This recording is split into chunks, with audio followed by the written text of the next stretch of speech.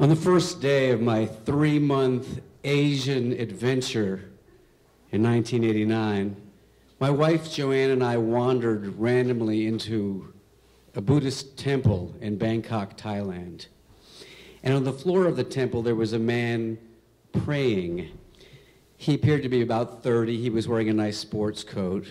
He was a Thai man. And when he finished praying, he looked over at us and he smiled and he introduced himself in perfect English. Good afternoon. My name is Toon. My mother is a monk at this monastery. I am interested in practicing my English. Perhaps you would like to ride with me over to the marble temple. We could share the tuk-tuk fare. Toon seemed like a harmless man. After all, his mother was a monk. So we hopped in the tuk-tuk with Toon and we headed over to the marble temple. And Toon was just starting to explain to me a little bit about Buddhism and the Four Noble Truths. And I was excited about this, to hear about Buddhism from the son of a monk. But then the tuk-tuk stopped. And I looked out and we were not at the marble temple. We were in front of a store. And Toon said, I have to purchase a diamond engagement ring for my fiancée. Perhaps you'd like to come in too. So Joanne and I like to be spontaneous, we're travelers, so we went into the jewelry store, and immediately this very attractive and well-dressed young Thai woman handed us each a glass of ice-cold Coca-Cola and took us upstairs to the sales room, where she very smoothly in perfect English explained to us that because we were in Thailand so close to the source of the gems, and because she was going to sell the sapphires to us so cheaply, that we could actually resell them in our home country, the United States, for approximately 5 times the amount. And many people did this and actually paid for their whole trip. The lady was very pretty, and I liked her. She had a nice smile. I liked the way her voice sounded. I thought she was very nice to give us the Coca-Cola, which was delicious and refreshing. And I pretty much believed everything she said. And before I knew it, I had charged $1,000 to my emergency American Express card, and Joanne and I walked out of the gem shop with 4 beautiful 2-carat cut sapphires at $125 a carat. Suddenly, Toon was nowhere to be found. He had disappeared magically.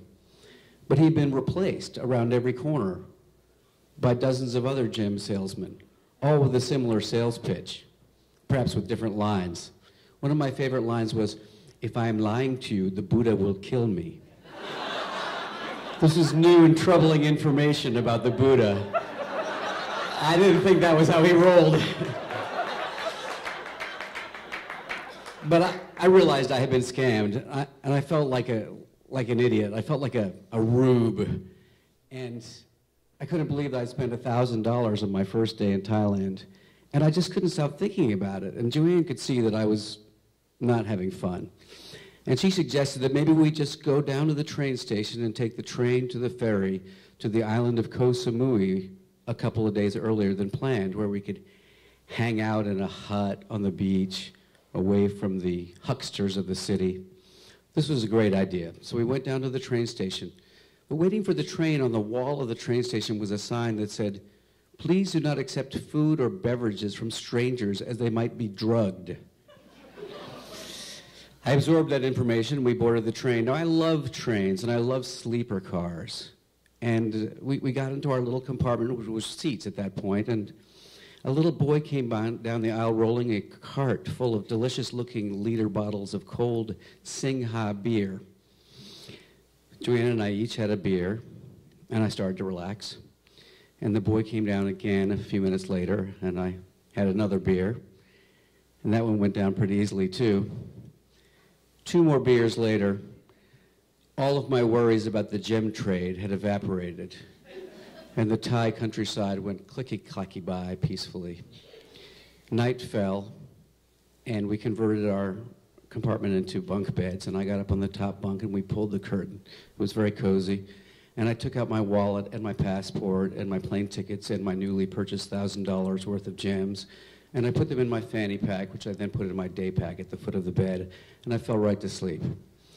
I had a weird dream in the night about a little boy with the head of the Buddha wearing a sport coat, pushing a cart full of sapphires, and he was leering at me, and I woke up in a kind of a start, and I grabbed for my fanny pack in the day pack, and it was gone.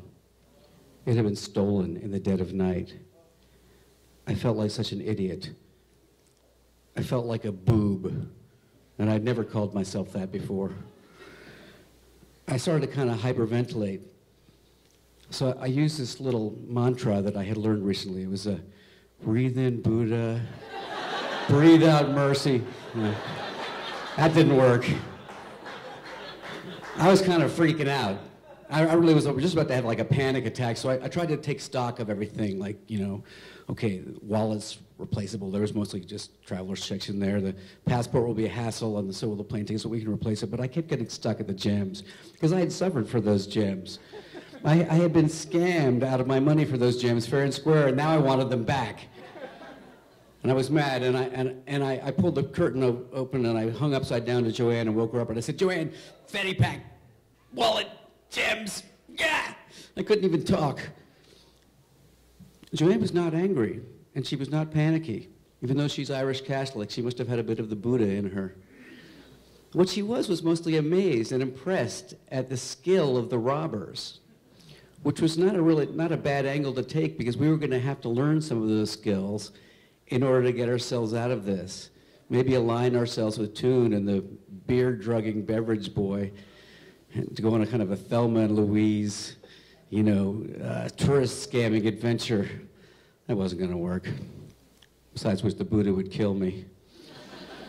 So I slumped my head onto the pillow in desperation and felt something lumpy.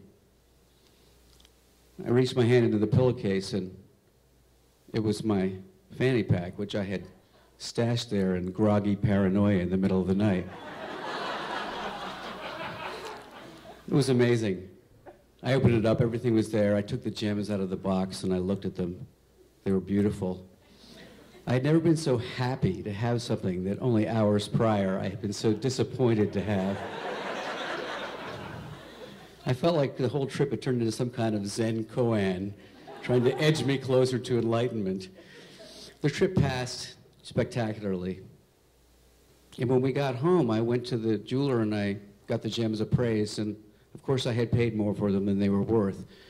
But I wasn't surprised, and I didn't care, because they were more than gems to me. They were my 4 little Buddhist teachers. They were my 4 noble truths: desire, suffering, non-attachment, and freedom. And we still have those gems. And every now and then, Joanna and I take the gems out, and we just look at them, and then we laugh. We laugh because it reminds us of the day that Buddha had fun with Nick and turned him into the uber boob.